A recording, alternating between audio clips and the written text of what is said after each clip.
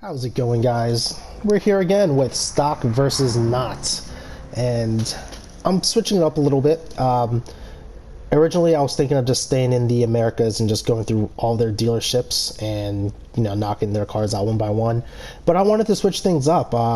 Got tired of the big high horsepower, high displacement vehicles, and I figured, well, let's go to the UK and get something a little different.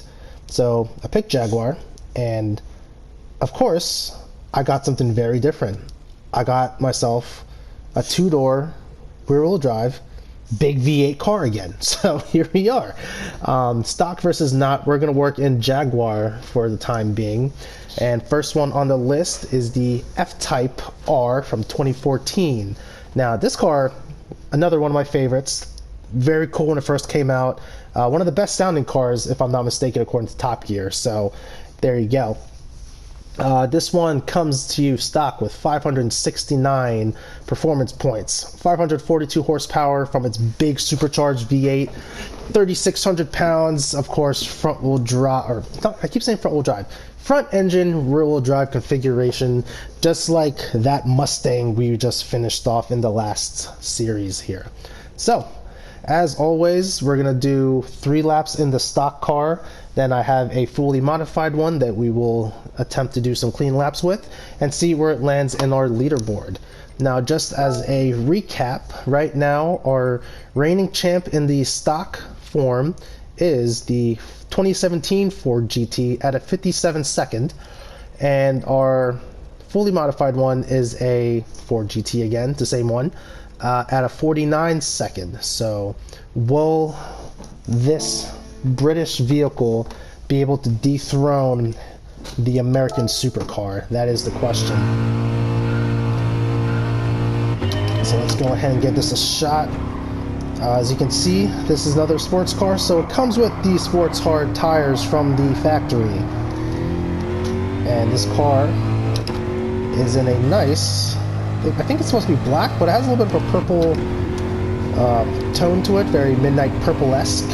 If you're a Nissan person, it's a very, car guys like their purples. It's really funny, but something about a dark black purple color just gets car guys going, and it's a good color. Right off, first impressions of this car, you can see I actually have not driven this car yet. Just finally put a mile on it. Its stock form is actually not that bad. Turn-in is nice. Obviously you get a little bit of understeer with it, but that's expected with any of these stock cars for the most part. And I do not think we have yet to have any type of daily race or time trial with this vehicle, so this would be a good way to gauge to see what kind of performance you can expect with this car. We just cut a 58.82 with it, and I don't know, but I think that might be a little close. Yeah, remember, this does have 500 and some horsepower, so it's not a slouch. This is not an econo box. This is not a typical road-going car. This is a performance car that someone who has some money will more than likely end up purchasing in their lifetime, if they don't want to go the German route, BMW, Mercedes, or even the American route with their Camaros, Corvettes, Mustangs. Unfortunately, the British cars don't really get a good rap when it comes to reliability and their longevity, but it's still a good car nonetheless. And it just looks awesome too. There's quad tips in the back. You get that tiny little deployable spoiler, which is, I think it's a little gimmicky in my opinion. I prefer a fixed spoiler. Just someone who works on cars a lot, I just see that as a failure point in the long run. But I get it. It gets up when you hit a certain speed, goes back down to reduce drag, and I think sometimes some vehicles use them as an air brake. So I get the idea of it. It's nice to have. But if you're someone that for some reason can afford the car but can't afford the maintenance, it's not a good option to go with. So here we go to the S's. This car feels very well composed, I'm not going to lie. I can't remember how the Mustang GT drove in its stock form, but I want to say it's very similar to it. Maybe not as torquey as the Mustang, but it definitely feels very smooth through those S's. And there we go. 58.179 is our best lap in the Jaguar F Type. Let's see where that puts us. Jaguar F Type, I think, let's go to the ranking board here. F Type just under the 2017 Ford GT. Looks like we're still about, just a little couple tenths off, that's all. But definitely faster than the 2006 Ford GT. So let's see if we can keep that consistent and slot that between the GT and the Raptor. So let's go into here, let's change up the car, and quick run through. We are now bumped up to 755 horsepower. We did go on a diet of lots of pounds, and we're down to 2,700 pounds. Still rear-wheel drive, front engine, and supercharged, and we have a nice green, British Racing green color on it. So this should be hopefully a good lap. This thing sounds ridiculous, and I'm sorry if the microphone is not powerful enough to overcome the V8 growl of this F-Type. And it's kind of a shame because most of the time, people who buy these, they're not going to, you know, modify it in this sort of way. It's more of a performance luxury car, so it's to go fast, look rich, and that's about it. It's not really built for, let's go do a track day, let's break some stuff and see what happens afterwards. But it's definitely a capable car if you have the money and means to do so. Obviously, there's other platforms out there that are more well-suited and supported for motorsport. Alright. This car is quick.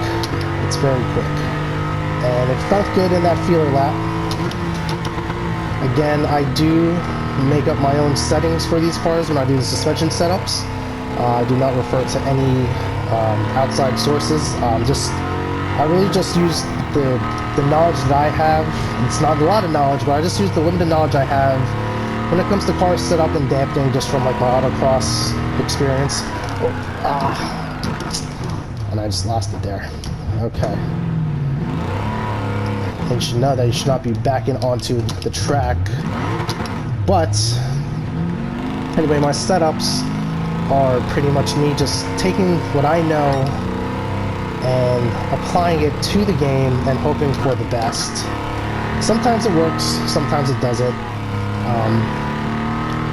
This car, for the most part, does feel well sorted out, and hopefully I get a decent lap out of it, because I definitely feel that this is definitely a sub 50 car.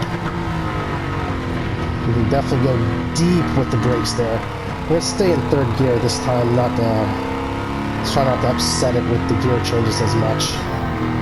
That's one thing you have to remember in this game.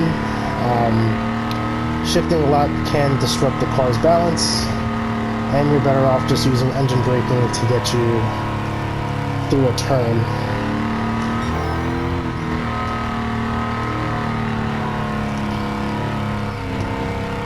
And the reason why, if you guys are new, why I use Suzuka and I only use the short circuit, one, it's not a long course, so I'm not here for hours on end showing you guys me doing these laps.